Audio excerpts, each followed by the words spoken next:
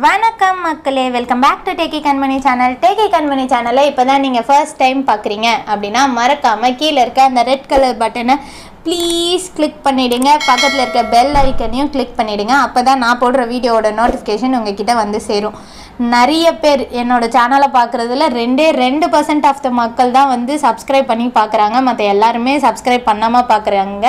So அப்படி பண்ணாதீங்க, please subscribe பண்ணிவிட்டு அப்புறமா வீடியோஸை பாருங்கள். நேத்தி நான் ஒரு வீடியோ போட்டிருந்தேன். அதில் பார்த்தீங்கன்னா நான் அடோப் ஸ்கேனர் பற்றி போட்டிருந்தேன். அடோப் ஸ்கேனரில் எப்படி ஸ்கேன் பண்ணுறது அப்படின்றத பற்றி போட்டிருந்தேன். அதில் வந்து பார்த்திங்கன்னா உங்களுக்கு வெறும் 25 பேஜ் வரைக்கும் தான் வந்து ஸ்கேன் பண்ண முடியும். அதுக்கப்புறம் 26வது பேஜ் உங்களுக்கு இருக்குது அந்த டாக்குமெண்ட்டில் அப்படின்னா அதுக்கு நீங்கள் வந்து திருப்பி ஃபர்ஸ்ட்லேருந்து ஸ்கேன் பண்ணிவிட்டு 2 ஃபைலையும் மர்ஜ் பண்ணணும் அப்படின்னு நான் சொல்லியிருந்தேன்.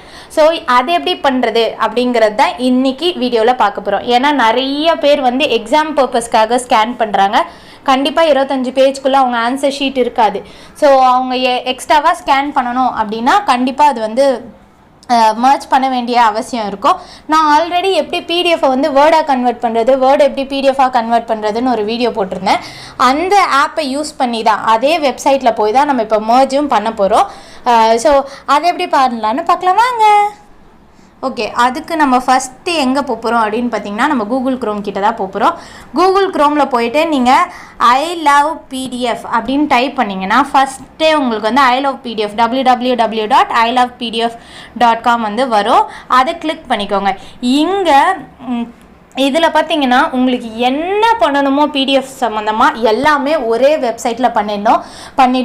இதுக்கு வந்து நீங்கள் தனியாக எந்த ஆப்பும் டவுன்லோட் பண்ணாமல் ஈஸியாக கூகுள் க்ரோம்லேயே எப்போ உங்களுக்கு வேணும்னாலும் நீங்கள் ஈஸியாக பண்ணிக்கலாம்.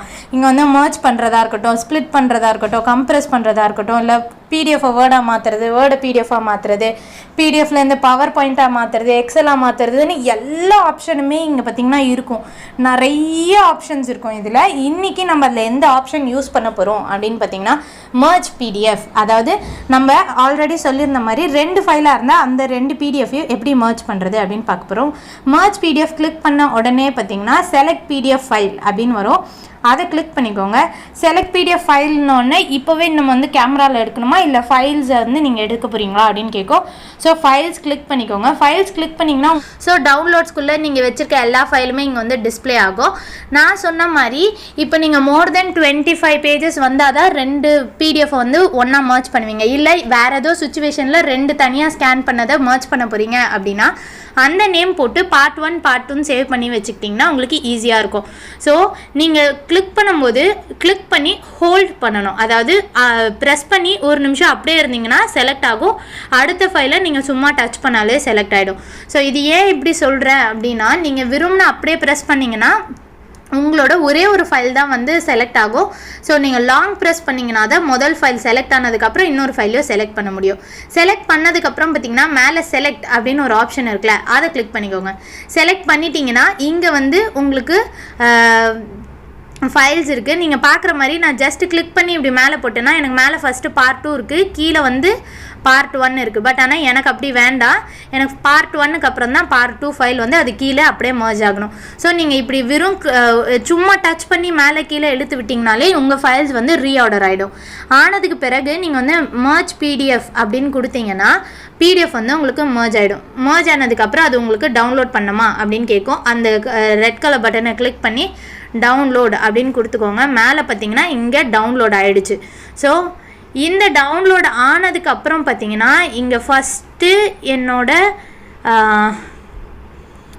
16 17ன்னு எல்லா பேஜும் இருக்குது. ஸோ இங்கே 24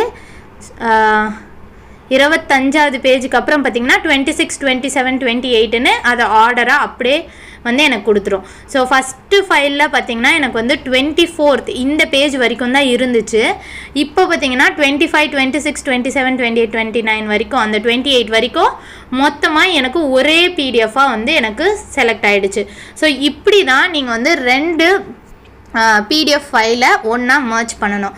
ஸோ இந்த இன்ஃபர்மேஷன் உங்களுக்கு யூஸ்ஃபுல்லாக இருந்திருக்கும்னு நம்புகிறேன். இது வந்து ரொம்பவே நிறைய பேருக்கு தேவைப்படும். அடோப் ஸ்கேனர் யூஸ் பண்ணுறீங்க அப்படின்னா இல்லை எந்த ஸ்கேனருமே உங்களுக்கு எல்லா பேஜும் ஒரே ட்ரிப்பாக வந்து உங்களுக்கு ஸ்கேன் பண்ண விடாது. ஸோ வந்து உங்களுக்கு எப்படியும் 2 ஃபைல் இருக்குது, இல்லை தனித்தனியாக சேவ் பண்ண 2 ஃபைல்ஸ் இருக்குது அப்படின்னா ஆப்வியஸாக நீங்கள் வந்து இப்படி 2 ஃபைலாக மர்ஜ் பண்ணி தான் ஆகணும். அதுக்கு நம்மளுக்கு எந்த ஆப்பும் இல்லாமல் ஐ லவ் பிடிஎஃப் வெப்சைட் மூலமாக நம்ம வந்து க்ரோம்லேயே பண்ணிடலாம். அது ரொம்ப ரொம்ப ஈஸி. நான் சொன்ன மாதிரி உள்ளே போய் செலக்ட் பண்ணி அந்த மர்ஜ் கொடுத்திங்கன்னா மர்ஜ் ஆகி டவுன்லோட் ஆகிடும். இந்த ஃபைலுக்கு நீங்கள் ரீநேம் கொடுத்து எங்கே சென்ட் பண்ணமோ சென்ட் பண்ணிக்கலாம். ஸோ இன்றைக்கி வீடியோ அவ்வளோதான். இந்த இன்ஃபர்மேஷன் உங்களுக்கு யூஸ்ஃபுல்லாக இருந்திருக்கும்னு நம்புகிறேன். இதே மாதிரி நிறைய இன்ஃபர்மேஷன் உங்களுக்கு தேவைப்பட்டுச்சு, இல்லை எந்த விதமான இன்ஃபர்மேஷன் உங்களுக்கு தேவைப்பட்டுச்சு அப்படின்றத எனக்கு கமெண்ட் செக்ஷனில் லீவ் பண்ணுங்கள். கண்டிப்பாக நான் அந்த வீடியோவை போடுறேன். அதே மாதிரி இந்த வீடியோ உங்களுக்கு பிடிச்சிருந்துச்சுன்னா லைக் பண்ணுங்கள், ப்ளீஸ் சப்ஸ்கிரைப் பண்ணுங்கள், பக்கத்தில் இருக்க பெல் ஐக்கனையும் கிளிக் பண்ணுங்கள். டெக்னிக்கல் சம்மந்தப்பட்டது மட்டும் இல்லாமல் நிறைய இன்ட்ரெஸ்டிங்கான கண்டென்ட் என்னால் முடிஞ்ச அளவுக்கு நான் போஸ்ட் பண்ணிகிட்ருக்கேன். சப்போர்ட் பண்ணுவீங்கன்னு நம்புகிறேன். சப்போர்ட் பண்ணணும் அப்படின்னு நினச்சிங்கன்னா அந்த சப்ஸ்கிரைப் பட்டனை கிளிக் பண்ணி சப்போர்ட் பண்ணுங்கள். நான் இன்னொரு இன்ஃபர்மேட்டிவ் அண்ட் இன்ட்ரெஸ்டிங் வீடியோவோட நான் உங்களை திரும்பவும் சந்திக்கிறேன். until then it's tata bye bye from tech Kanmani. மறக்காமல் சப்ஸ்கிரைப் பண்ணிவிடுங்க. பாய்.